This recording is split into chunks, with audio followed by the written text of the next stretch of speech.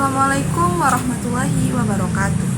Perkenalkan, nama saya Rasya Afif Saputri dengan NIM 19060024. Pada kesempatan kali ini saya akan menjelaskan mengenai mata kuliah pengantar ekonomi pembangunan dengan bab 12 yaitu teori dorongan kuat atau big push theory. Di sini dengan dosen pembimbing Bapak Profesor Dr. Syamsul Amar BMS. Nah, baiklah, saya akan mulai. Teori ini dikaitkan dengan nama Profesor Paul A. Rosenrodat.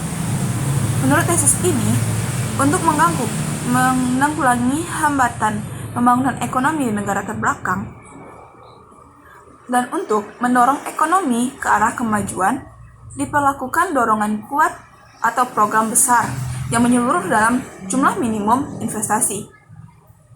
Roda membedakan 3 macam syarat mutlak minimal dan ekonomi eksternal. Yang pertama, syarat mutlak minimum fungsi produksi.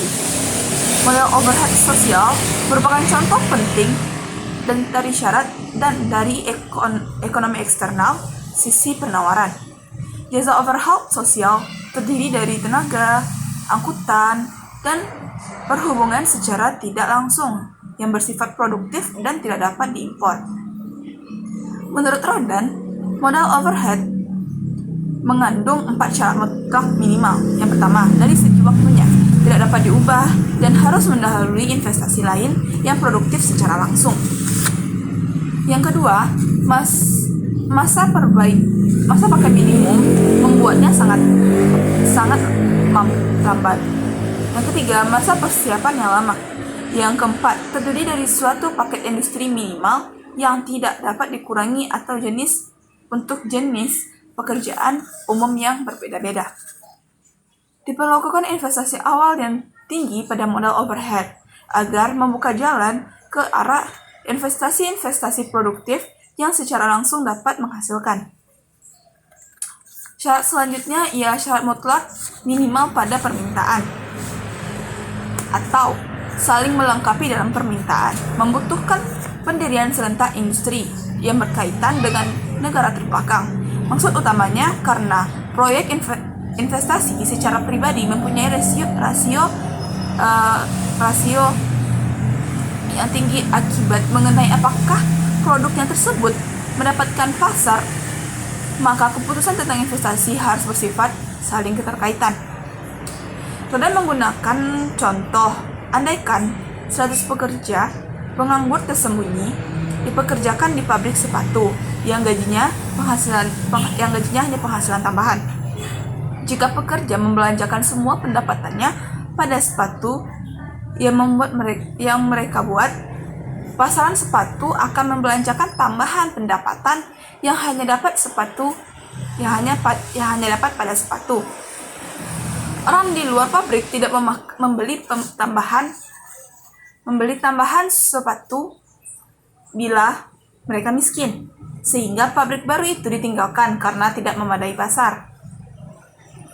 Saling lengkap dalam permintaan mengurangi risiko dalam mendapatkan pasar dan meningkatkan rangsangan untuk investasi. Dengan kata lain, syarat mutlak minimal permintaan inilah yang memerlukan adanya jumlah minimum investasi dalam industri yang dikaitkan untuk mengatasi adanya pasar dan rendahnya dorongan berinvestasi di negara terbelakang.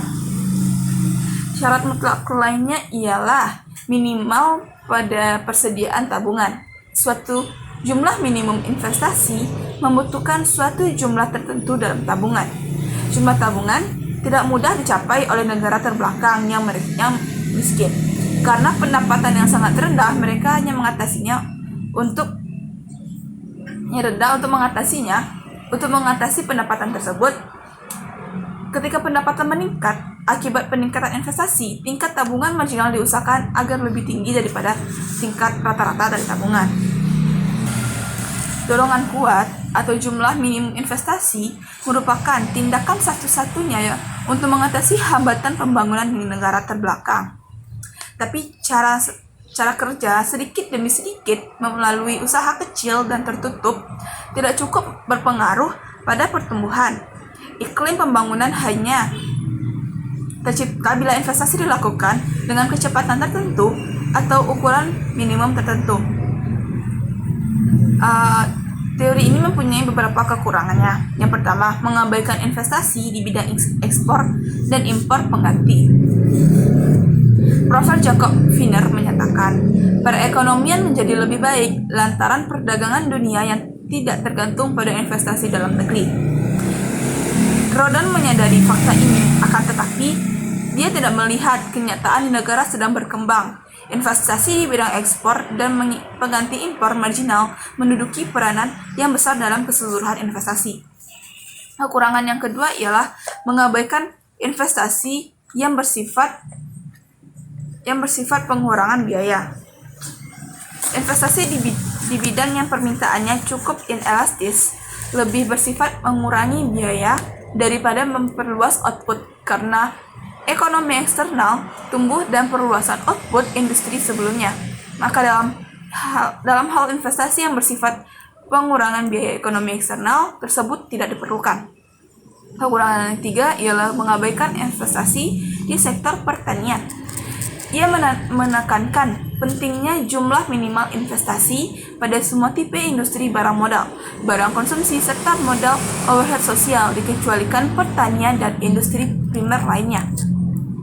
Perbaikan pertanian melalui peralatan yang baik sama pentingnya seperti investasi pada industri lainnya. Mengabaikan sektor pertanian maka akan memperlambat pembangunan ekonomi. Kekurangan yang keempat, mengabaikan tekanan inflasioner. Jangka waktu selama modal overhead dibentuk akan menjadi masa yang mengandung tekanan inflasi karena barang konsumsinya langka.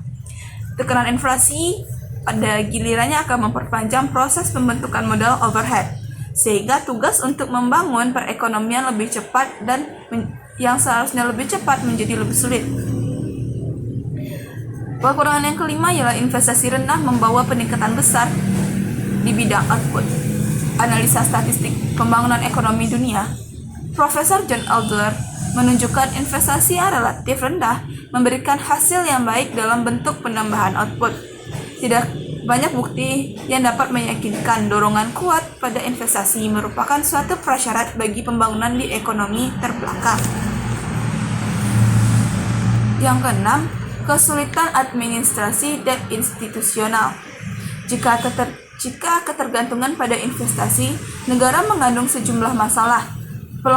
Perlengkapan administrasi dan kelembagaan pada perekonomian lemah, tidak efisien. Kekurangan informasi statistik, keterampilan teknik, tenaga terlatih, dan koordinasi antara berbagai departemen adalah sebagian dari masalah kompleks yang tidak mudah diatasi. Dan kekurangan yang terakhir ialah bukan fakta sejarah. Menurut sejarah, keberadaan atau absennya suatu dorongan kuat tidak merupakan ciri pertumbuhan yang istimewa dimanapun juga, yang dikatakan oleh Profesor Hagen. Baiklah, hanya sekian pemaparan materi pada bab 12 ini. Apabila ada kata yang salah mohon dimaafkan. Wabillahi taufiq wal hidayah. Wassalamualaikum warahmatullahi wabarakatuh.